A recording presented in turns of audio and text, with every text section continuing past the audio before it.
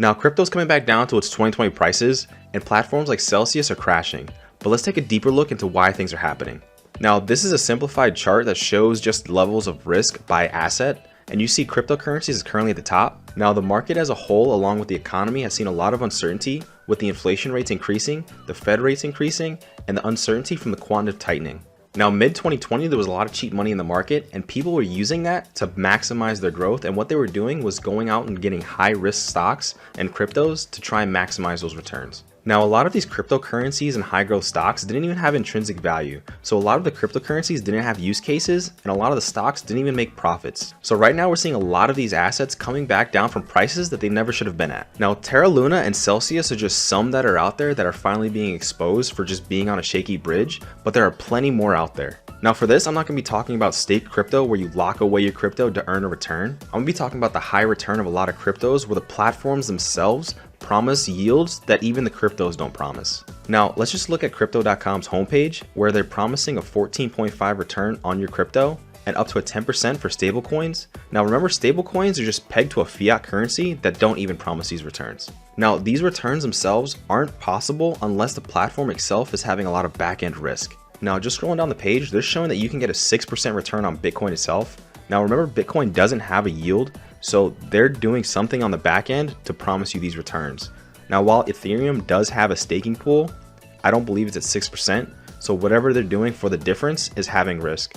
And for the USDC, right now it's pegged to the dollar, so I don't know how they're getting a 10% return without risking consumers. Now remember, high yield savings accounts don't even offer up to a 1%. And those are FDIC insured accounts. So whatever Crypto.com is doing, they're maximizing risk to the users. Now, a main reason that they're probably not lowering these percentages right now is probably because they don't want a lot of users leaving the platform. Now, in order to keep these sustainable numbers, they need as many platform users as they can get. Now, the only way that they can likely keep this up is if they have more users to the platform. But with the market coming down, they likely won't see that. So they probably bit off way more than they can chew.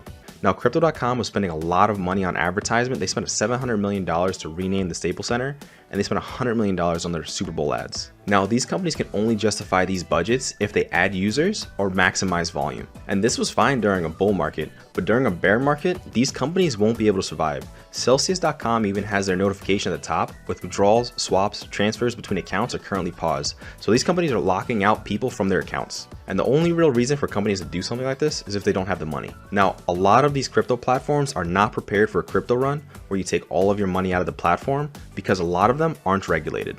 And a real reason you're seeing layoffs coming from crypto exchanges like Coinbase is because they don't have the money to pay their employees. The only three ways for them to cut costs is to cut labor, increase their prices, or shut down platforms. Now, FTX is trying to add stocks to the platform to increase their services, so hopefully this adds revenue as it can maximize whatever volume they're bringing in. Now, if you're invested in crypto, it's important you understand the risks of whatever platforms or coins you're invested in. Now, if you were to take a look at 2017 near the peak in December, you will see a lot of the coins in the top 10 aren't even in the top 20 anymore. So make sure whatever project you're invested in, you understand what's going on. So for me, only a small percentage of my dollar cost averaging ever went into crypto, and I stopped shortly after 2021 just because I saw the massive run up and it reminded me of 2017. But as the prices come back down to reality, I'll likely start up again. But for me, I only invest in one or two of the top coins, and I make sure they're actually making a product with a good development team. Let me know what you're investing in down in the comments below. If you enjoyed this video, like or subscribe so I can continue making content just like this.